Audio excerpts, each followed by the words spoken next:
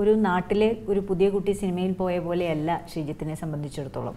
Sreejith cinema യൂഖം കഴിഞ്ഞ് അത് കഴിഞ്ഞ് സിനിമകളുടെ ഇപ്പം ചെഗവറായാലും ചാന്തുപൊട്ടായാലും ഒത്തിരി സിനിമകൾ ഞാൻ പെട്ടെന്ന് 4 പെണ്ണുങ്ങൾ ഞാൻ ഡിഫറെൻ്റ് ആയിട്ടുള്ള ക്യാരക്ടേഴ്സ് ഒന്ന് നോട്ട് ചെയ്ത് പറഞ്ഞു. ഇത്തരം സിനിമകൾ ചെയ്യുമ്പോഴും മലയാളികൾ എന്ന് പറഞ്ഞാൽ എന്നും സിനിമയെ ഒരുപാട് സ്നേഹിക്കുന്ന ആൾക്കാരാണ്, പ്രത്യേകിച്ചും നല്ല നടന്മാരെ. ഇപ്പം അച്ഛൻ്റെ മകനായിട്ടാണ് പെട്ടെന്ന് കമ്പയർ ചെയ്യുക. എത്രത്തോളം അങ്ങനെ അത്തരത്തിലുള്ള അഭിപ്രായങ്ങളൊക്കെ കിട്ടിയിട്ടുണ്ട്? അത് നമുക്ക് പലപ്പോഴും ഒരു ഭയങ്കര അസറ്റാണ്. പുറത്തുനിന്ന് നോക്കുമ്പോൾ അവർക്ക് ഭയങ്കര ഭാഗ്യമായി ടി ജി രവിയുടെ മകനായതുകൊണ്ടായിരുന്നു സിനിമയിൽ കയറി എന്ന് പൊതുവെ വിലയിരുത്തപ്പെടാറുണ്ട്.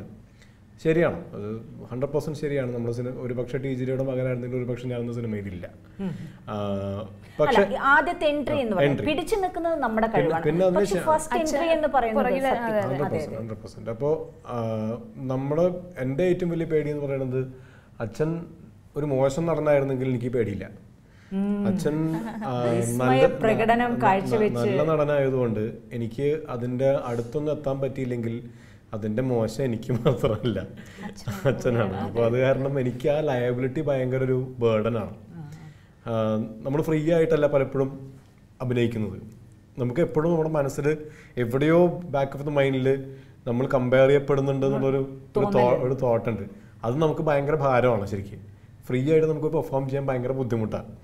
പക്ഷേ കാലക്രമേണ അത് കുറഞ്ഞു വന്നിട്ടുണ്ട്. ഇല്ലെന്ന് ഞാൻ എപ്പോഴും പറയില്ല. എനിക്ക് ഇന്നും ഞാൻ ചെയ്യുന്ന പെർഫോമൻസ് അച്ഛനോട് എത്തിയിട്ടില്ലാട്ടാന്ന് എൻ്റെ മനസ്സ് എപ്പോഴും പറഞ്ഞുകൊണ്ടിരിക്കുന്നുണ്ട്.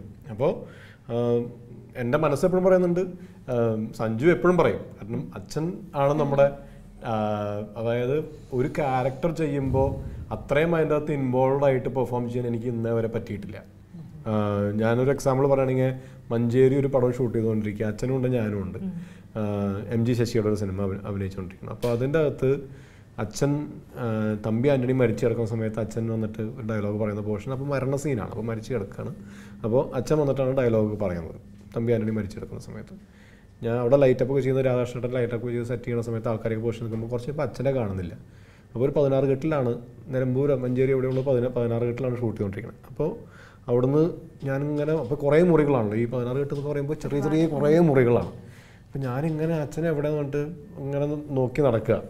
അപ്പോൾ സമയമായിട്ടില്ല, ഇവിടെ ലൈറ്റപ്പ് ചെയ്യുന്നേ ഉള്ളൂ, പൊസിഷനൊക്കെ നിർത്തിയിട്ടുണ്ടെന്ന് മാത്രം. അപ്പോൾ ഞാൻ നോക്കുമ്പോൾ ഇപ്പോൾ അകലെന്ന് ഇവിടുന്ന് അച്ഛനെ ശബ്ദം കേൾക്കുന്നത് നോക്കിയപ്പോൾ ഒരു മുറിയിൽ പോയി നോക്കിയപ്പോൾ ഇരുട്ടത്ത് നിന്ന് ഈ ഡയലോഗുകൾ പല രീതികളിൽ അച്ഛൻ പറഞ്ഞു നോക്കുക. അത് 72 വയസ്സായി. അപ്പോൾ അന്ന് 69 വയസ്സോ മറ്റോ ഉണ്ട്.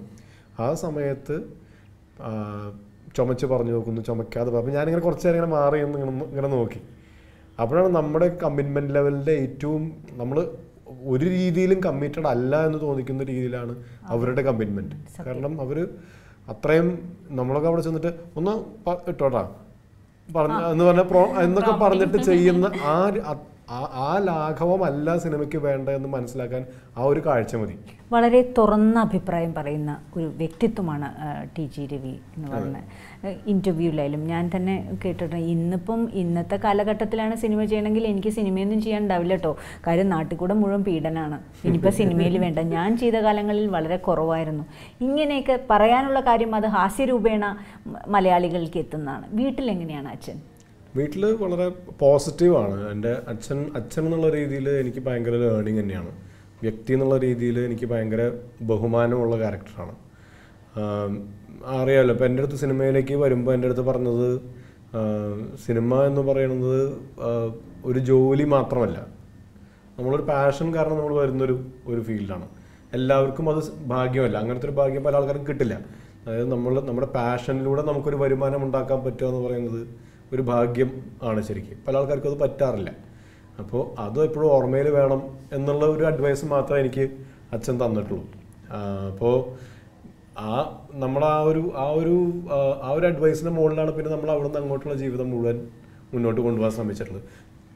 ശരിയായിട്ടുണ്ടാവാം, തെറ്റിയിട്ടുണ്ടാവാം, പക്ഷെ നമ്മുടെ മനസ്സിൻ്റെ ബാക്ക് ഓഫ് ദ മൈൻഡ് എപ്പോഴും അതെപ്പോഴും നമ്മളെ കൺട്രോളിങ് ചെയ്യുന്നൊരു ഫാക്ടറാണ്. വളരെ ഇമ്പോർട്ടൻ്റ് ആയിട്ടുള്ള ഒരു കാര്യമാണ് പറഞ്ഞത്, പാഷൻ കൊണ്ട് പൈസ ഉണ്ടാക്കുക എന്ന് പറഞ്ഞു. അപ്പോൾ അവിടെ നമുക്ക് റിസ്ക് ഉണ്ട്, സെക്യൂർഡ് അല്ല, കോമ്പറ്റീഷനുണ്ട്, നെക്ക് ടു നെക്ക് കോമ്പറ്റീഷനാണ്. എത്രത്തോളം സിനിമ സെക്യൂർഡ് ആണെന്ന് തോന്നിയിട്ടുണ്ട്? എനിക്കിപ്പോൾ സിനിമയിൽ വന്നതിന് ശേഷം അങ്ങനെ ഒരു ബുദ്ധിമുട്ടോ പ്രശ്നമോ എനിക്ക് അതില്ല, കൈ നിറയെ കാശാണെന്ന് ഞങ്ങൾക്കറിയാം. ഇല്ല, എനിക്കിപ്പോൾ ഞാൻ ശരിക്കും സിനിമയിലേക്ക് എനിക്ക് അഭിനയിക്കാനുള്ള ഒരു ഇഷ്ടം കൊണ്ടാണ്. അവിടെ ഞാൻ നല്ല ക്യാരക്ടേഴ്സ് നോക്കി തിരഞ്ഞെടുത്ത് അഭിനയിക്കുക, അതിന് മാത്രമേ തന്നെ ഇമ്പോർട്ടൻസ് കൊടുക്കും. എത്രത്തോളം ചൂസ് ചെയ്യാവും, അപ്പം എത്രത്തോളം കഥ കേൾക്കും, ഇത് വേണോ ഇത് വേണ്ടേ, എത്രത്തോളം അങ്ങനെ ഒരു ചിന്ത നടത്തും? ഞാനിപ്പോൾ ശരിക്കും പറഞ്ഞാൽ ഇപ്പം തുടങ്ങിയിട്ടില്ലല്ലോ, എനിക്ക് അതിന് മാത്രം സ്റ്റോറി ഞാൻ കേട്ടിട്ടില്ല, കുറച്ചേ കേട്ടിട്ടുള്ളൂ. അപ്പോൾ ഇനി ഓരോ സ്റ്റോറി കേൾക്കുമ്പോഴേ എനിക്കത് ചിന്തിക്കാൻ പറ്റുള്ളൂ. ആ ഒരു പ്രാക്ടീസ് അത് എക്സ്പീരിയൻസിലൂടെ തന്നെ ഉണ്ടാവുള്ളൂ. എനിക്കിപ്പോൾ അത് ചിന്തിച്ച് ഇത് ശരിയാണോ, ഈ സിനിമ റിലീസ് ആവുമോ ഹിറ്റാവോ, എനിക്കതിന് പറ്റില്ല, ഇപ്പം എന്തായാലും പറ്റില്ല. കാരണം ഇന്നത്തെ കാലത്ത് നമുക്ക് അതൊരിക്കലും പ്രെഡിക്റ്റ് ചെയ്യാൻ പറ്റില്ല.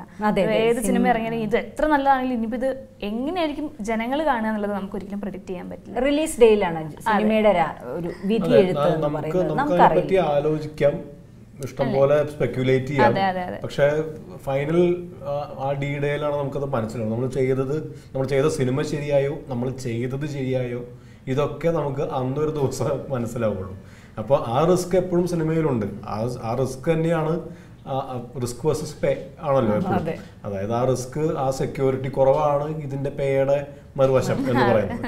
അപ്പൊ നമുക്ക് ആ റിസ്ക് എടുക്കാൻ നമ്മൾ തയ്യാറാണെങ്കിൽ നമുക്ക് അതിന്റെ എല്ലാ വശങ്ങളും നമ്മൾ അഭിമുഖീകരിക്കേണ്ടി വരും. നേരത്തെ പറഞ്ഞു ഞങ്ങൾക്ക് അഭർവാളിയിൽ കാണാൻ പറ്റുന്നത് അനു സിത്താരയും ചാക്കോച്ചനെയും ശ്രീജിത്തിനെയും മുത്തുമണിയും ഒക്കെ ജോജയും ഒക്കെയാണ്. പക്ഷേ ഓഫ് സ്ക്രീൻ എന്ന് പറയുന്നത് മുത്തുമണി ഹസ്ബൻഡിനെ കൊണ്ടുവന്നു, ശ്രീജിത്ത് സജിതയെ കൊണ്ടുവന്നു, വിഷ്ണു വന്നു, പ്രിയ വന്നു, രഞ്ജിത്തിന്റെ ഫാമിലി എല്ലാവരും കൂടെ. അപ്പോൾ ഓൺ സ്ക്രീൻ കാണുന്നതിനേക്കാൾ തമാശകളായിരിക്കും ഓഫ് സ്ക്രീൻ.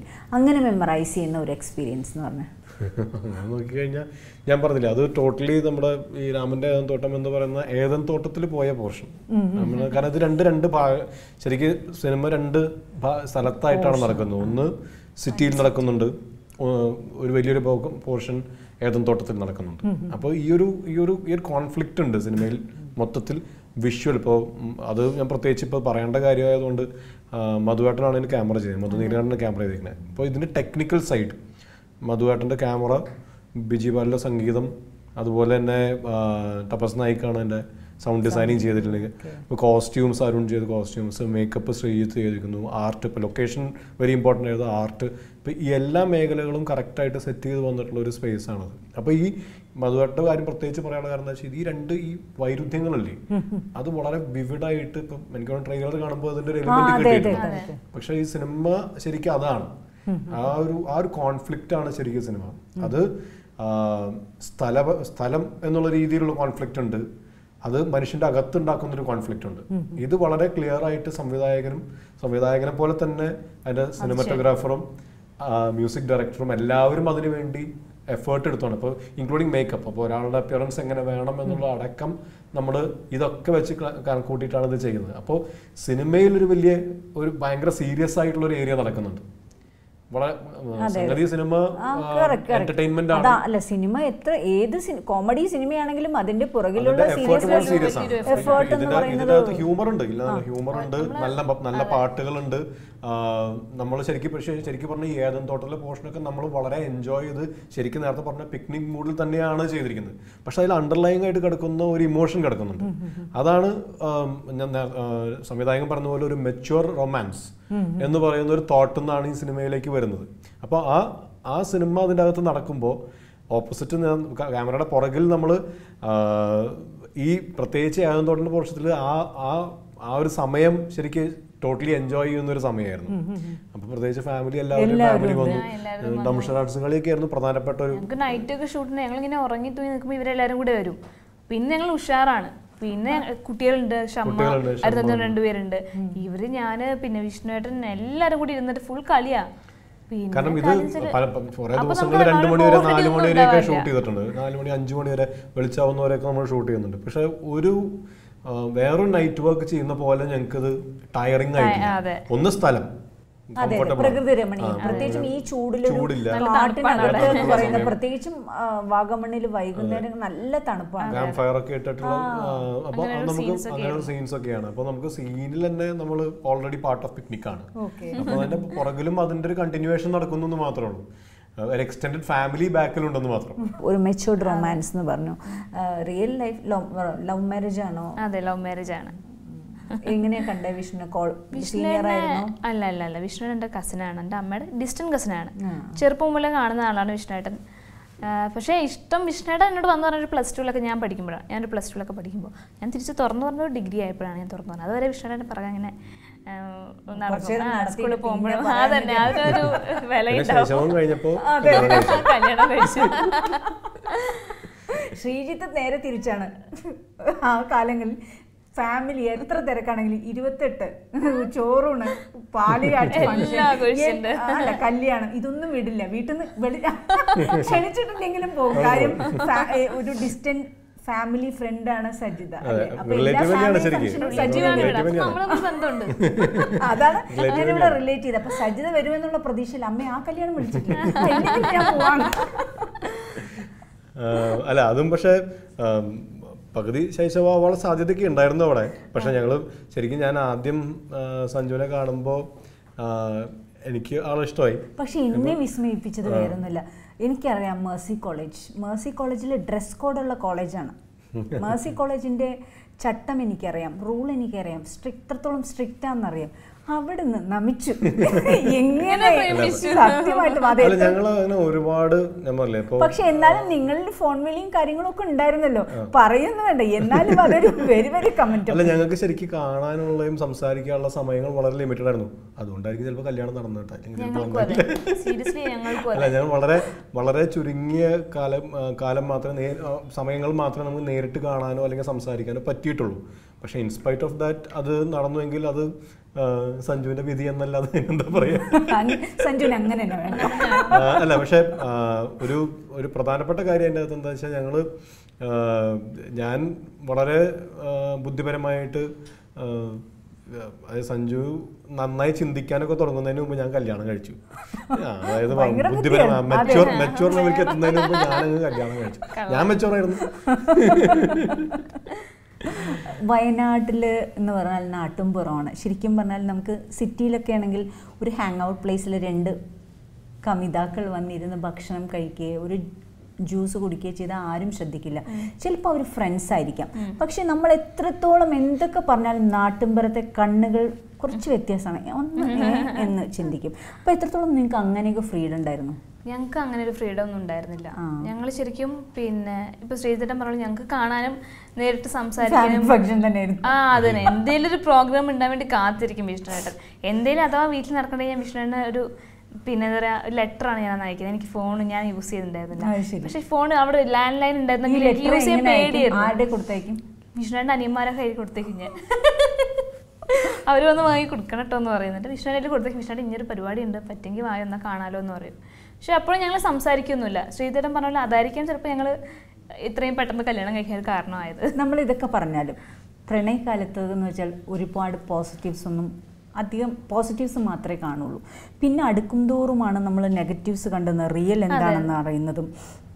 അപ്പം ആ ഒരു വിട്ടുവീഴ്ച എന്ന് ഞാൻ പറയുന്നില്ല, ബട്ട് ആ ഒരു അഡ്ജസ്റ്റ്മെൻറ്റ്, ആ ഒരു ട്രസ്റ്റ്, ആ ഒരു മനസ്സിലാക്കൽ അത് വലിയ ഇമ്പോർട്ടൻ്റ് ആണ്. എത്രത്തോളം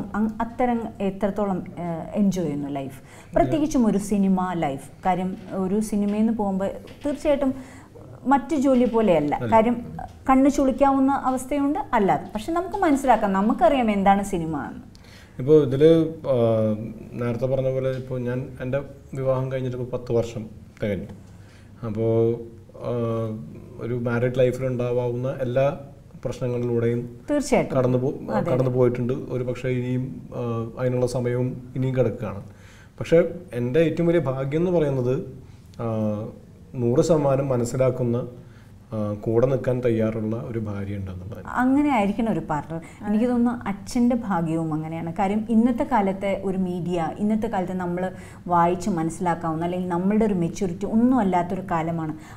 അച്ഛൻ ചെയ്തിരിക്കുന്ന വേഷങ്ങളെല്ലാം വളരെ വളരെ ഡിഫറെൻ്റാണ്. പക്ഷെ അമ്മ ഒരു ഡോക്ടർ ആയതുകൊണ്ടായിരിക്കാം അമ്മയ്ക്ക് എന്താണ് സിനിമ, എന്താണ് അതിലെ റിയാലിറ്റി എന്ന് മനസ്സിലാക്കാൻ പറ്റിയത്. അമ്മ അങ്ങനത്തെ എന്തെങ്കിലും എക്സ്പീരിയൻസ് ഷെയർ ചെയ്തിട്ടുണ്ടോ? അമ്മയായിട്ട് പറഞ്ഞിട്ടില്ല, അച്ഛൻ പലപ്പോഴും പറയാറുണ്ട്, പല കഥകളും കേട്ടിട്ടുണ്ട്. പക്ഷേ അതിലൊക്കെ അമ്മ തന്നെ,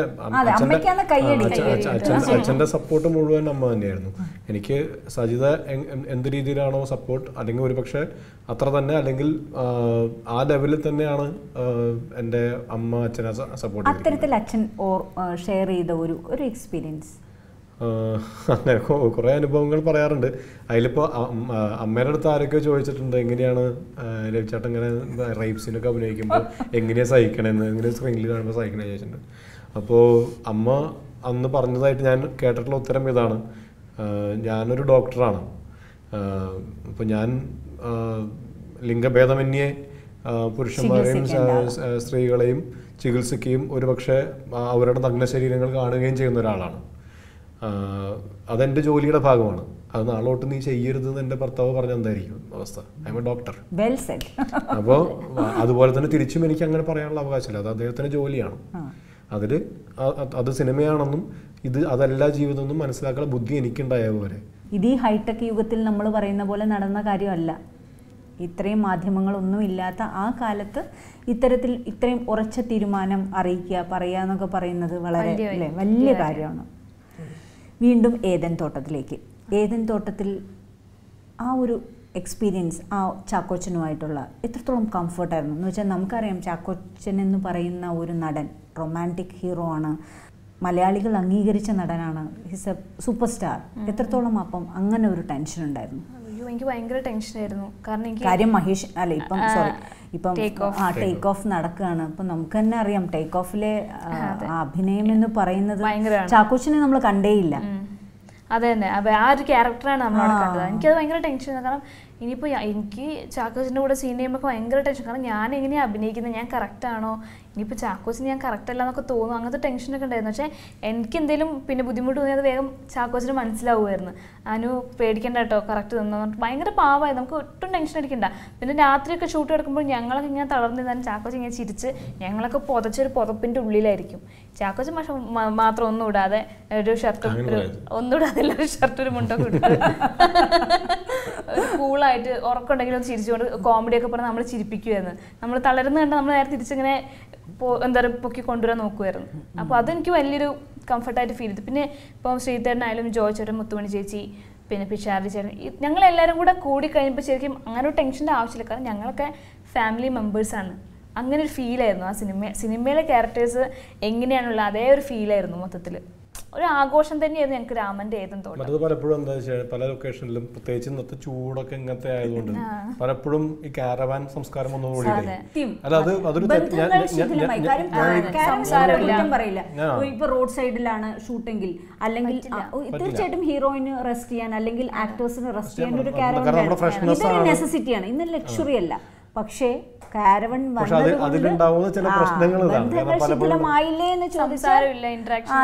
അത് ഭാഗ്യത്തിന് ഈ വാഗമണിൽ അങ്ങനെ ആവശ്യമില്ല. നല്ല തണുപ്പാണ്. നമുക്ക് ചെറിയ ചെറിയ ഉള്ള സ്ഥലത്ത് പുറത്തിരുന്നാലും കസാരയിട്ടിരുന്നാലും നല്ല സുഖമായിട്ടിരുന്ന് വർത്താനം പറയാനും സംസാരിക്കാനും ഒക്കെ സൗകര്യമുള്ള സ്ഥലമാണ്. അങ്ങനത്തെ സ്പേസിലായതുകൊണ്ടാണ് ഒരു പക്ഷേ ഇത്രയും ഈ കമറാഡറി അത്രയും വർക്ക് ചെയ്തത്. അല്ലെങ്കിൽ ഒരു പക്ഷേ മറ്റേ ഈ കാരവാൻ സംസ്കാരത്തിൽ തന്നെ നമ്മൾ പോയിട്ടുണ്ടെങ്കിൽ അത് തെറ്റായിട്ട് ഞാൻ പറയാം. അതൊരു തെറ്റല്ല. ഇന്നത്തെ ഒരു സാഹചര്യത്തിൽ ഞാനത് പറയാൻ കാരണം നാളെ ഒരു കാരവാൻ തരുമ്പോൾ തൻ്റെ ഇന്റർവ്യൂവിൽ പറഞ്ഞ കാരവാൻ പൊട്ട സംസ്കാരം എന്ന് പറഞ്ഞത് കിട്ടാണ്ടിരിക്കേണ്ട വെച്ചിട്ട് പറഞ്ഞു. അപ്പൊ അതല്ല അല്ല ഈ ഒരു കാലാവസ്ഥയിൽ കാരണം നമ്മുടെ ഫ്രഷ്നെസ് വളരെ ഇമ്പോർട്ടന്റ് ആണ്. ഓൺ സ്ക്രീൻ പ്രത്യേകിച്ച് ഹീറോയിനൊക്കെ ചെയ്യുന്ന ക്യാരക്ടേഴ്സ് ആകുമ്പോൾ വളരെ ഇമ്പോർട്ടന്റ് ആണ്. അല്ലെങ്കിലും ഇപ്പൊ ചുട്ടു പൊള്ളുന്ന വെയിലത്താണ് നമുക്ക് പെർഫോം ചെയ്യാൻ. അപ്പോൾ അത് അതിൻ്റെ ഒരു വശം. പക്ഷെ അതിന്റെ കൂടെ തന്നെ ഇത്തരം ചില കാര്യങ്ങൾ കൂടിയും അതിനെ എങ്ങനെ നമ്മളത് ശരിയാക്കി എടുക്കുന്നത് എനിക്ക് സത്യത്തിൽ ചോദിച്ചാൽ അറിയില്ല. പക്ഷെ ഇത് രണ്ടും ഒരുമിച്ച് പോകേണ്ട കാര്യങ്ങളാണ്. അപ്പോൾ വാഗമണിൽ പിന്നെ അങ്ങനെ ഒരു ബുദ്ധിമുട്ടുണ്ടായില്ല. കാരണം അതാണ് നേരത്തെ പറഞ്ഞ പോലെ ഒരു കുടുംബം പോലെ പോയി എന്ന് പറഞ്ഞു കഴിഞ്ഞാൽ നമുക്ക് അങ്ങോട്ടും ഇങ്ങോട്ടും സംസാരിക്കാനുള്ള ഇന്ററാക്ട് ചെയ്യാനുള്ള സമയവും സൗകര്യങ്ങളും ഉണ്ടായിരുന്നു. ഏദൻ തോട്ടത്തിലെ വിശേഷം പറഞ്ഞ് ഞാനും വന്നു. ആ കാട്ടുകളിലും റിസോർട്ടിലും എല്ലാവരും കൂടെ ദംഷറാഡ്സ് കളിക്കുന്ന ഓർമ്മകളിലൂടെ സമയം പോയതറിഞ്ഞില്ല. നല്ലൊരു സിനിമയായിരിക്കട്ടെ, ജനങ്ങൾ ഏറ്റെടുക്കട്ടെ. Thank you Sreejith. Thank you. Thank you.